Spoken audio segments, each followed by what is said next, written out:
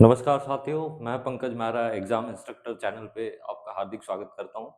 आज हम हमारे प्रोनाउन को आगे पढ़ेंगे और क्लास स्टार्ट हो उससे पहले मैं चाहूँगा आप ज़्यादा से ज़्यादा इस वीडियो को शेयर करें ताकि सभी आ जाएं, सभी इस इम्पोर्टेंट चैप्टर को पढ़े।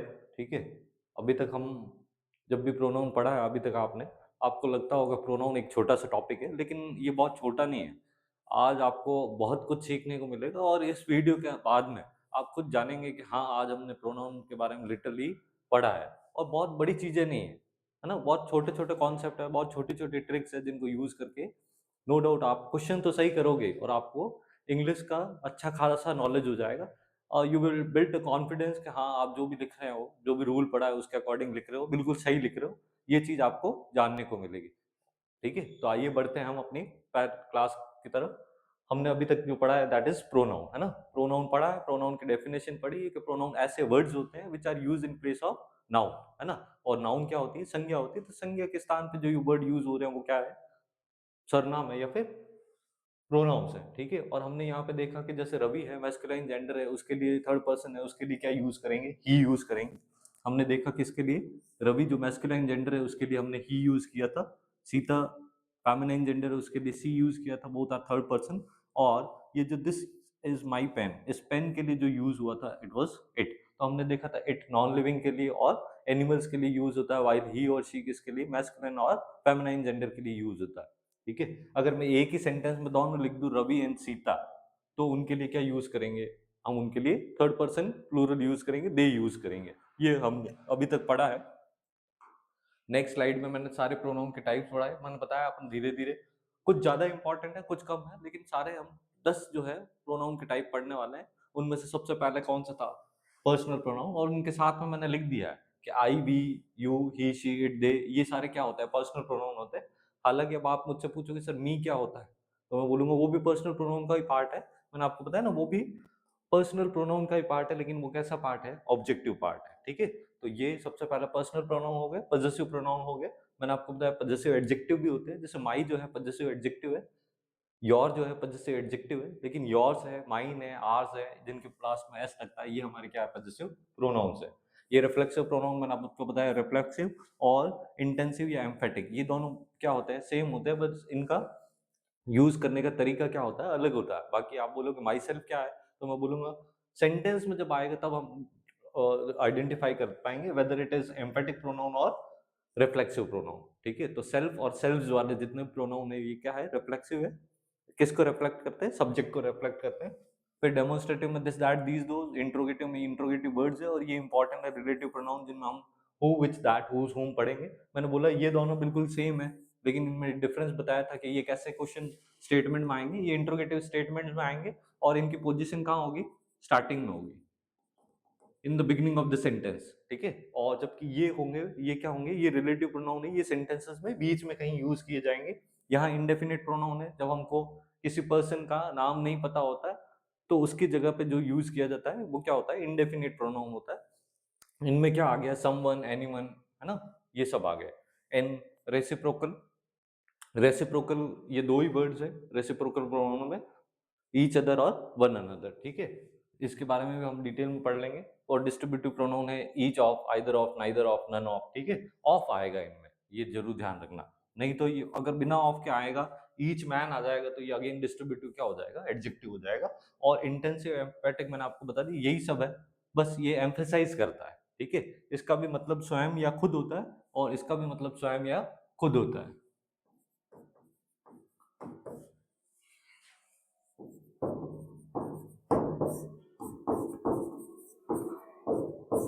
लेकिन ये एम्फेसाइज करता है सेंटेंस में। एम्फेसाइज करने का मतलब किसी चीज पे जोर देता है। हम इन दोनों में डिफरेंस पढ़ेंगे। ठीक है, तो यहाँ तक हमने अभी तक पढ़ा है। नेक्स्ट मैंने आपको ये टेबल बनाई, टेबल में हमने कौन कौन से प्रोनाउन किए, तो मैंने आपको कल यहाँ पे लिखा होगा, आपने अगर देखा होगा कि ये जो पार्ट है जिसको हम सब्जेक्टिव और ऑब्जेक्टिव केस बोल रहे हैं, ये किसका पार्ट है? ये पर्सनल प्रोनाउन का पार्ट है। ठीक है, पर्सनल प्रोनाउन को सब्जेक्टिव और ऑब्जेक्टिव केस ये दोनों लिखे हुए हैं, और उसके बाद में पजेसिव एडजेक्टिव है और पजेसिव प्रोनाउन है, ये लिखा है दोनों इसके लिए ताकि आप दोनों में डिफरेंस कर पाए। ठीक है, ये एडजेक्टिव है तो नाउन से पहले आएगा, इसके बाद में नाउन आएगा, जबकि ये नाउन के जगह पे आएंगे। ठीक है। एक तो बोलेगा मेरी कार और एक से बोलेगा मेरी, ठीक है। तुम्हारी कार अच्छी है किससे, मेरी से या मुझसे। तो मुझसे कहने का मतलब मुझसे नहीं, मेरी कार से कंपैरिजन है। तो यहाँ आप देख पा रहे हो ये पर्सनल प्रोनाउन है, ये पॉजेसिव प्रोनाउंस है, और ये क्या है, रिफ्लेक्सिव प्रोनाउन है। इनको हमने देखा और मैंने आपको बोला कि ये कैसा होगा। पर्सनल प्रोनाउन में पर्सन होंगे, first person, second person and third person. First person कौन होगा, इधर देखिए, मैंने आपको बताया first person, second person and third person. तो ये कौन कौन होंगे, फर्स्ट पर्सन तो कौन होगा, आई और वी। सेकंड पर्सन क्या होगा, यू। और थर्ड पर्सन कौन होगा, ही, शी, इट और दे। कुछ इस तरीके से आपको बताया गया होगा। तो ये इनकी सबकी क्या हो गई, सब्जेक्टिव या नॉमिनेटिव केस हो गए। और इनकी ऑब्जेक्टिव या एक्यूसेटिव जो केस होती है वो क्या हो जाएगी, आई का मी हो जाएगा, वी का अज हो जाएगा, यू की दोनों सब्जेक्टिव ऑब्जेक्टिव केस सेम होती है, ही की ऑब्जेक्टिव केस हिम होती है, शी की क्या हो जाती है हर, इट की क्या रहती है, इट की भी यू की तरह सेम है, एंड दे की ऑब्जेक्टिव केस जो है वो क्या है, देम। सॉरी, दे की ऑब्जेक्टिव केस जो है वो क्या है, देम। और इन्हीं को यहाँ पे लिखा गया। अब मैं आपको क्या बताना चाह रहा हूँ, अब हम आज की क्लास स्टार्ट करते हैं। उससे पहले मैं आपको एक चीज बता देता हूँ, हमको क्या करना होता है। ये एक सिंपल सा कॉन्सेप्ट मैंने सेंटेंस का बताया था कि सेंटेंस का पैटर्न क्या होता है, ठीक है। सिंपल से सिंपल सेंटेंस जो है वो इस तरीके से बनेगा, subject followed by verb and object. तो जब हम सब्जेक्ट और ऑब्जेक्ट की बात करते हैं,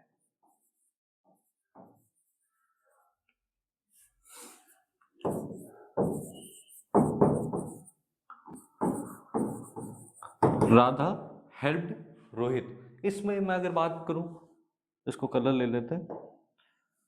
इसकी अगर मैं बात करूं तो ये हमारा क्या है, सब्जेक्ट है, ये हमारी क्या है, वर्ब है, और ये हमारा क्या है, ऑब्जेक्ट है। सिंस सब्जेक्ट और ऑब्जेक्ट हमारे दोनों ही क्या है, नाउन है, तो मैंने आपको बताया था नाउन सब्जेक्टिव केस या नॉमिनेटिव केस में और ऑब्जेक्टिव केस में या एक्यूसेटिव केस में चेंज नहीं होता, ठीक है। अगर मैं यहाँ इसको ऐसा भी लिखूं दैट रोहित हेल्प राधा, तो आप देख पा रहे हो राधा पहले सब्जेक्ट थी अब ऑब्जेक्ट है, लेकिन इसके लिखने में कोई फर्क नहीं आया। तो नाउन का जो सब्जेक्टिव और ऑब्जेक्टिव केस है इट रिमेन सेम। लेकिन प्रोनाउन अगर मैं लिखूं, इसी राधा की जगह अगर मैं क्या लिख देता हूं, इसी राधा की जगह अगर मैंने लिखा होता दैट ही, सॉरी शी लिखा होता दैट शी हेल्प्ड, और रोहित की जगह मैंने क्या लिखा होता, हिम। तो यहाँ आप क्लियरली देख पा रहे हैं कि यहाँ मैं शी लिखूंगा, यहाँ हर नहीं लिख सकता, और शी हेल्प्ड ही नहीं लिख सकता, क्योंकि ये क्या है, ऑब्जेक्टिव प्लेस पे है। तो यही कहना चाह रहा हूँ, और इसी को मैं रिवर्स तरीके से लिखना चाहूंगा कि उसने उसकी मदद करी, तब यहाँ ही आ जाएगा और हेल्प्ड आ जाएगा, एंड यहाँ मैं शी नहीं लिखूंगा, ही हेल्प्ड हर लिखूंगा। तो आई होप आप समझ पा रहे हो कि यहाँ सब्जेक्टिव केस है, ठीक है, इसके लिए सी लिखा, यहाँ ऑब्जेक्टिव केस है इसके लिए क्या लिखा, हर लिखा। ये ऑब्जेक्टिव केस है इसके लिए यहाँ हिम लिखा, और यहाँ सब्जेक्टिव केस इसके लिए क्या लिखा, ही लिखा।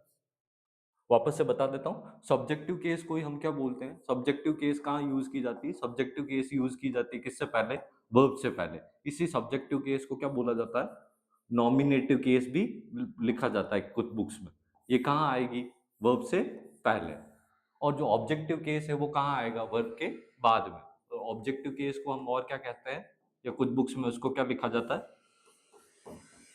एक्यूसेटिव, एक्यूसेटिव केस और नॉमिनेटिव केस। चाहे तो आप उसको सब्जेक्टिव ऑब्जेक्टिव केस कह दो, नॉर्मल लैंग्वेज में बोलना चाहो, और थ्योरेटिकल लैंग्वेज में बोलना चाहोगे तो it should B nominative case and एक्यूसेटिव case, ठीक है। तो आपको ये अभी तक पता चल गया।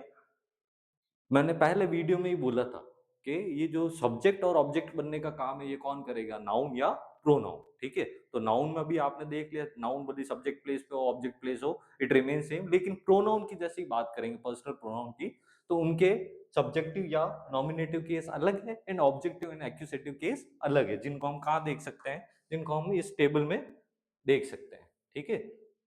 राइट, तो आई होप आपको ये चीजें समझ में आ रही होगी। पहली जो स्लाइड थी यहाँ पे मैंने जिन जिन को लिखा था, इन्हीं को हमने बस खाली एक टेबल में क्या किया है, व्यवस्थित किया है। और यहाँ पे सारे प्रोनाउंस या 10 प्रोनाउंस को व्यवस्थित नहीं किया, we have only personal pronoun, जो कि ये है। एक प्रोनाउन जो है वो कौन सा है, पॉजेसिव प्रोनाउन, और एक जो है वो कौन सा है, रेफ्लेक्सिव प्रोनाउन, ठीक है। ये मैंने आपको बोला फर्स्ट पर्सन सिंगुलर है, इसीलिए यहाँ पे सेल्फ यूज हुआ है।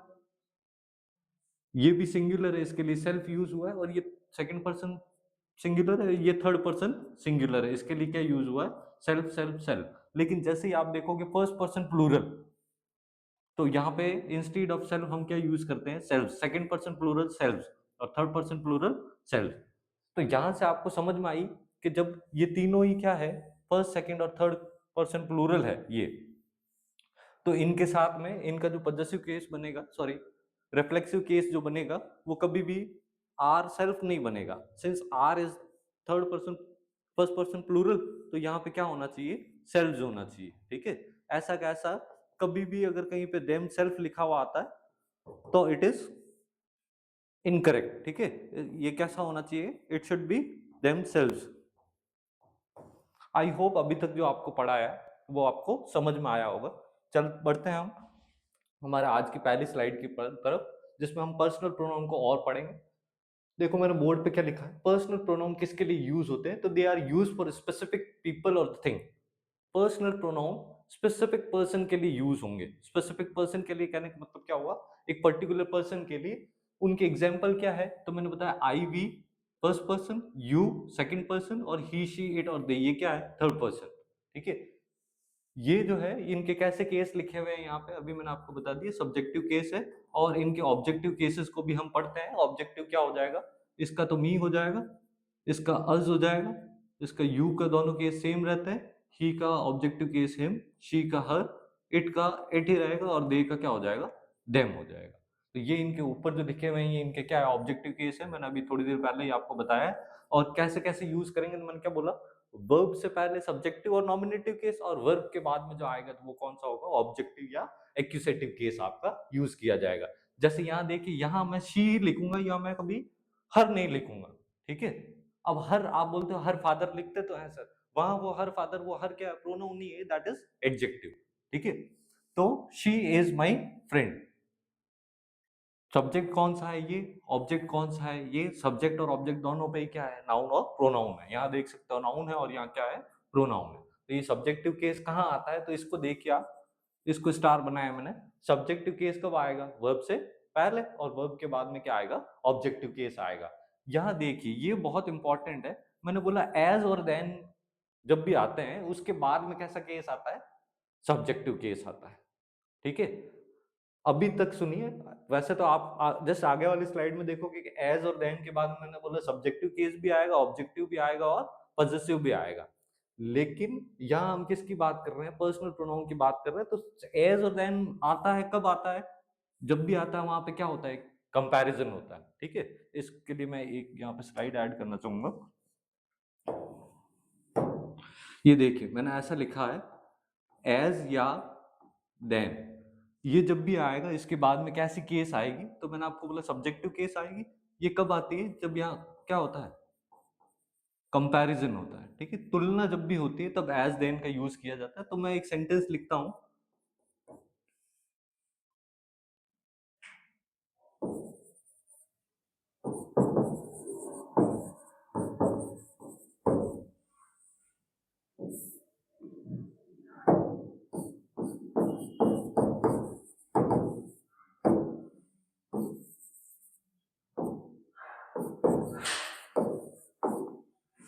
मैं यहाँ एक कंपैरिजन कर रहा हूँ, that I am taller than, मैं क्या हूँ, टॉल हूँ या टॉलर हूँ किससे। तो जो कंपैरिजन हो रहा है वो किससे हो रहा है, सब्जेक्टिव केस से हो रहा है। इसीलिए इनमें सब्जेक्टिव केस कौन सी है, मैं किसका यूज करूंगा, ही का यूज करूंगा। ठीक है, आपको ये देखने में अजीब लग सकता है लेकिन ये बिल्कुल सही है।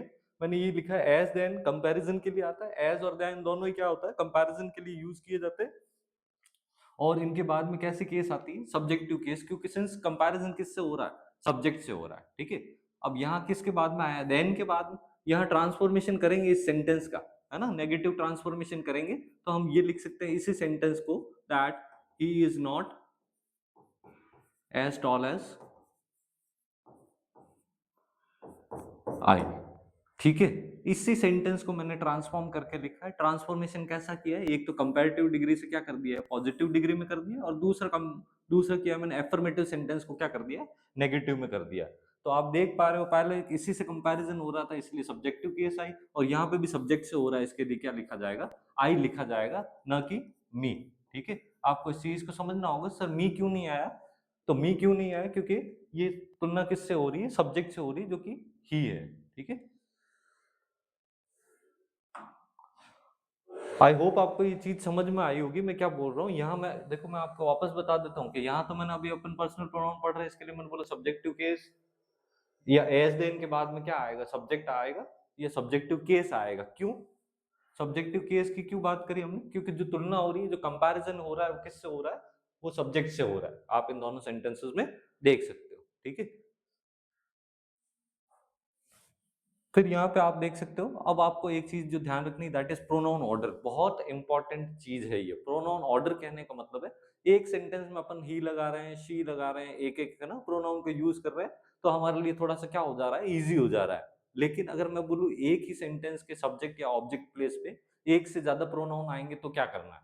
ठीक है, तो वहां एक ऑर्डर फॉलो होता है। देखो, ऑर्डर कहने का मतलब, यहाँ ऑर्डर कहने का मतलब आदेश से नहीं है, ऑर्डर कहने का मतलब किससे है, क्रम से है। कि अगर दो या दो से ज्यादा प्रोनाउन एक ही सेंटेंसेस में अगर हमें यूज करने हैं, तो what should be the order, कौन सा प्रोनाउन पहले आएगा, कौन सा बाद में आएगा। तो इसके लिए एक सिंपल सा ऑर्डर है 2-3-1। What 2-3-1 means, second person, third person and first person, ये ऑर्डर है बेटा। Second person, third person and first person, ये हमारा क्या है, ऑर्डर रहेगा जब दो या दो से ज्यादा प्रोनाउन हमको एक ही सेंटेंस में यूज करने हैं। ठीक है, तो ये कैसे यूज किया गया है देखो, जैसे अगर मैं बोलूं तुम, वह और मैं, हम अच्छे दोस्त हैं, तुम, वह और मैं। ठीक है, तो इसमें तुम भी आ गया, दैट इज थर्ड पर्सन, तुम आ गया जो कि क्या है, सेकंड पर्सन है। फिर थर्ड पर्सन क्या आ गया, ही, वह आ गया, एंड फिर फर्स्ट पर्सन क्या आ गया, आई आ गया। तो इस तरीके से इसका जो ऑर्डर है वो बिल्कुल सही है।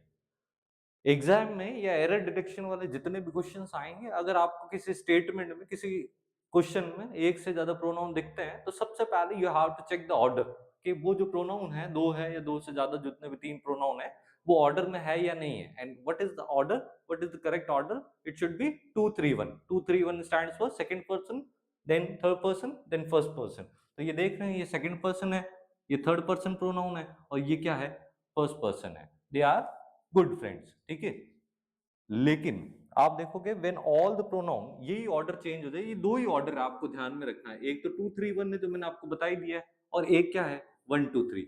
इसके लिए दो अलग से केस है, दो अलग से कौन सा, फर्स्ट तो ये है जब तीनों ही प्रोनाउन है वो प्लूरल हो। ठीक है, तीनों ही प्रोनाउन है वो प्लूरल हो, यही तो लिखा है, when all the pronouns are plural, तो ऑर्डर क्या आना चाहिए, 1-2-3। यहाँ देखोगे तो यहाँ आपने क्या देखा, ये हमें नहीं पता चल रहा सिंगुलर है ये प्लूरल है, लेकिन ये और ये तो क्या है, सिंगुलर है। ठीक है, तो यहां हम बोलते हैं अगर तीन या दो से ज्यादा जितने भी प्रोनाउन यूज हो रहे हैं और तीनों प्लूरल है, देखो यहाँ देखो, first person plural, second person भी यही होता है प्लूरल, और थर्ड पर्सन प्लूरल, इसीलिए हमने क्या ऑर्डर यूज किया है, 1-2 और 3। आई होप आपको समझ में आया होगा। मैं बोल रहा हूँ प्रोनाउन के दो ही ऑर्डर होते हैं, 2-3-1 जो नॉर्मल सेंसेस में यूज करते हैं, और एक होता है 1-2-3। 1-2-3 मतलब फर्स्ट, सेकंड और थर्ड पर्सन। कैसे यूज करेंगे, जब तीनों प्रोनाउन क्या हो, प्लूरल हो। एक कंडीशन तो ये है हमारे पास में, और एक कंडीशन जो है वो कौन सी है, ये फर्स्ट कंडीशन है, और ये सेकंड कंडीशन है किसको यूज करने की, 1-2-3 ऑर्डर को यूज करने की। सेकंड है जब भी हम दो या दो से ज्यादा प्रोनाउन यूज कर रहे हैं और it express the negative idea, है ना, it is admitting a mistake, कोई अपनी गलती स्वीकार कर रहा है कि तुम्हारी और मेरी गलती है ना, एडमिटिंग द मिस्टेक। या फिर कन्फेशन, कन्फेशन का मतलब भी वही होता है, कुछ जुर्म को कबूल करना, स्वीकार करना। तो एडमिटिंग मिस्टेक और कन्फेशन, और एक्सप्रेसिंग नेगेटिव आइडियाज, या फिर कुछ गलत या नेगेटिव आइडियाज को एक्सप्रेस कर रहे हो, तो वहां हम किस ऑर्डर का यूज करेंगे, 1-2-3, है ना, डेस्पाइट कि हमारे जो प्रोनाउंस है वो सिंगुलर है या प्लूरल है। प्रोनाउंस भले ही सिंगुलर हो, भले ही प्लूरल हो, अगर नेगेटिव आइडियाज है तो भले ही सिंगुलर है प्रोनाउन हमारे, लेकिन हम उसका ऑर्डर क्या रखेंगे, 1-2-3 रखेंगे। आप यहाँ देख सकते हो, ये तो प्लूरल वाला था जब तीनों ही प्लूरल है। ठीक है, दो प्लूरल है और यू समझ में नहीं आ रहा, तो यू ऑटोमेटिकली क्या हो जाएगा, प्लूरल हो जाएगा। और यहां हम देखेंगे आई, यू एंड ही, मतलब फर्स्ट, सेकंड और थर्ड पर्सन का यूज किया है। क्यों, क्योंकि हम बोल रहे हैं I, you and he are at fault, है ना, हम अपनी गलती को एक्सेप्ट कर रहे हैं कि हाँ हम लोग क्या थे, गलती में थे। We, you and they will be punished. अब इसमें दोनों ही रूल एप्लीकेबल हो गए। दोनों कौन से? दे विल बी पनिश्ड, कि इनको पनिश किया जाएगा। इसका मतलब कि क्या है, ये गलत है। They are expressing the negative idea, है ना। तो एक ये भी रूल हो गया। और तीन आप देख सकते हो, वी फर्स्ट पर्सन प्लूरल है, ये सेकंड पर्सन प्लूरल है, और ये थर्ड पर्सन प्लूरल है। तो दोनों ही केसेस की वजह से ऑर्डर क्या हो गया है, 1 2 3 हो गया, मतलब फर्स्ट पर्सन, सेकंड पर्सन और थर्ड पर्सन। ये जो चीज है ये एग्जाम में फ्रिक्वेंटली आती है, और मैंने इसको चेक करने का क्या तरीका बताया। एज सुन एज आपके पास में कोई ऐसा एरर डिटेक्शन का क्वेश्चन आए जिसमें प्रोनाउंस की नंबर एक से ज्यादा हो, तो you have to check, first you have to check the proper order of the pronouns. ठीक है, कि आपको देखना है कि ये सेंटेंस कैसा है, इसमें 1 2 3 ऑर्डर आएगा और 2 3 1 ऑर्डर आएगा। ठीक है, ज्यादा पॉपुलर जो है वो क्या है, या ज्यादातर हम केसेस में क्या यूज करते हैं, 2 3 1। आपको 1 2 3 वाले ऑर्डर के रूल्स याद हो या नहीं हो, पहले क्या याद होना चाहिए, पहले याद हो जाना चाहिए 2 3 1 का। क्योंकि ये तो क्या है, इसका एक्सेप्शन है, ये तो इसका अपवाद है। नॉर्मल ऑर्डर तो क्या होता है, 2 3 1 होता है। ठीक है, बढ़ते हैं नेक्स्ट स्लाइड की तरफ। ये मैंने आपको समझाने के लिए एडिशनल पीडीएफ बनाई थी। तो अभी तक हमने क्या बात करी, अभी तक हमने जो बात करी वो सब्जेक्टिव केसेस की करी। ठीक है, अभी तक मैंने आपको जो बोला है वो यही बोला है कि सब्जेक्ट, वर्ब और ऑब्जेक्ट। अब ऑब्जेक्टिव केस की बात करें तो वर्ब के बाद में क्या आएगा, ऑब्जेक्टिव केस आएगा। ये आप सबको पता है, अभी मैंने आपको लिख के बताया, शीला हैड हिम, है ना, हिम ऑब्जेक्टिव केस।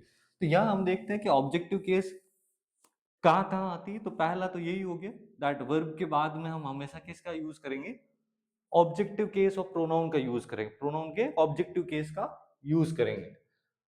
अगर वर्ब नहीं है तो प्रीपोजिशन के बाद में भी हमको किसका यूज करना होता है, प्रीपोजिशन के बाद में भी हमें ऑब्जेक्टिव केस का यूज करना होता है।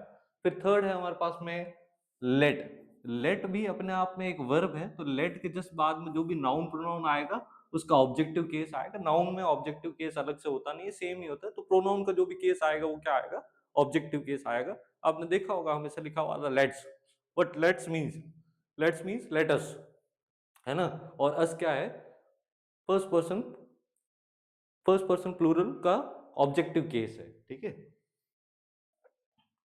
फिर फोर्थ क्या है कि बिटवीन के बाद में ऑब्जेक्टिव केस आएगा। ठीक है, it should be like this, कि बिटवीन आएगा, बिटवीन के बाद में एक ब्लैंक जो आएगा, और बिटवीन के साथ में एंड आएगा, और दूसरा ब्लैंक आएगा। तो यहाँ जो है ये दोनों क्या होंगे, ऑब्जेक्टिव केस में होंगे। ठीक है, ये आपको ध्यान रखना है। भले ये जो फ्रेज है ये कहाँ हो, it is in the beginning of the sentence, लेकिन बिटवीन अपने आप में एक क्या हो गया, प्रपोजिशन हो गया, इसके साथ में क्या आएगा, ऑब्जेक्टिव केस आएगा। और ये फिफ्थ जो मैंने पहले भी आपको बताया था कि एज देन के साथ, एज देन आता है तो कंपैरिजन होता है, तो क्या आता है, सब्जेक्टिव केस आता है, पहले बता दिया। लेकिन यही बताना चाह रहा हूँ, सब्जेक्टिव केस भी आता है, ऑब्जेक्टिव भी आता है, और पॉजिटिव भी आता है। द थिंग इज किसके साथ में कंपैरिजन हो रहा है। पहली बात तो एज देन जब भी आएगा कंपैरिजन होगा। अगर कंपैरिजन सब्जेक्ट के साथ में है तो हमको प्रोनाउन की सब्जेक्टिव केस लिखनी।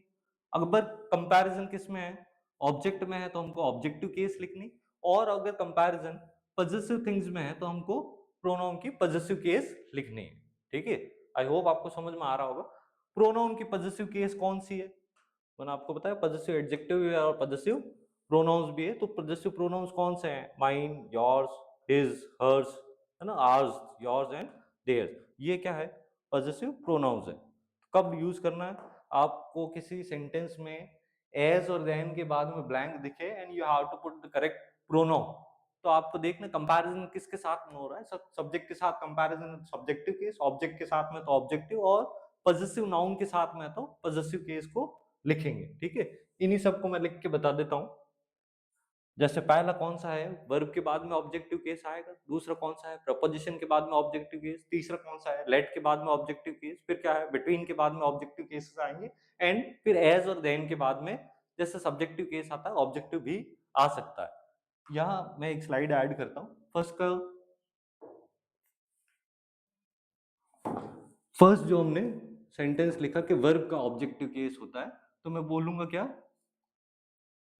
I gave him some useful advice। ठीक है, तो यहां आप देखोगे कि वर्ब है, वर्ब के बाद में क्या है, ऑब्जेक्टिव केस है। दूसरा जो हमारे पास में था दैट वाज प्रेपोजिशन। ठीक है, प्रेपोजिशन के बाद में भी क्या आता है, ऑब्जेक्टिव केस आता है। जैसे मैं आपको बोलूं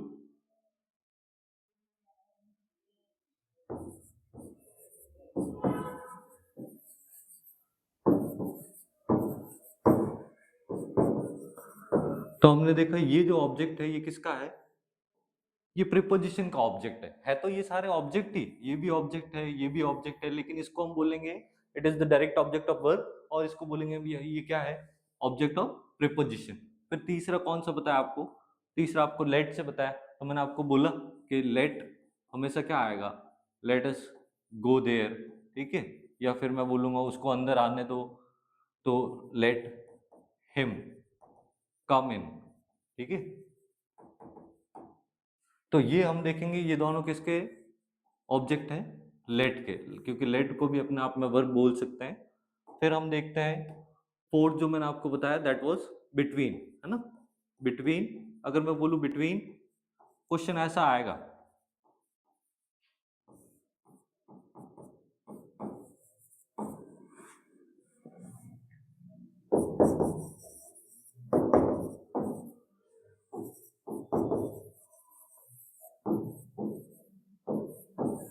अगर मैं ऐसा कोई सेंटेंस देता हूँ, आपसे पूछता हूँ यहाँ क्या आना चाहिए, तो भले ही ये सब्जेक्ट प्लेस पे है, भले ही ये वर्ब से पहले है, लेकिन मैं बोलूंगा बिटवीन के साथ में क्या कैसे केस आते हैं, ऑब्जेक्टिव केस आते हैं। ये ऑब्जेक्टिव केस ही है ना। ये एग्जामिनर आपको क्यों देगा, क्योंकि यू कान आइडेंटिफाई कि ये सब्जेक्टिव केस है या ऑब्जेक्टिव केस है अंटिल कि आपको पता होगा कि ये रूल है दैट बिटवीन के बाद में क्या आता है, ऑब्जेक्टिव केस आता है। और दोनों ही केसेस क्या आएंगे, ऑब्जेक्टिव केस आएंगे between you and me.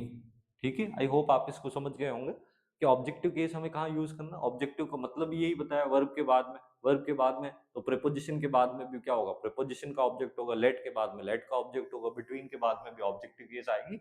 And the last one was, last हमने किसको लिखा है, लास्ट हमने लिखा है एज देन, है ना, कंपैरिजन में। तो जैसे हमने बोला है, पहले तो बोला था एज देन के बाद में सब्जेक्टिव केस आएगी क्योंकि सब्जेक्ट से कंपैरिजन हो रहा है। यहाँ हम ऑब्जेक्टिव केस कैसे लिखेंगे, द मदर सैड,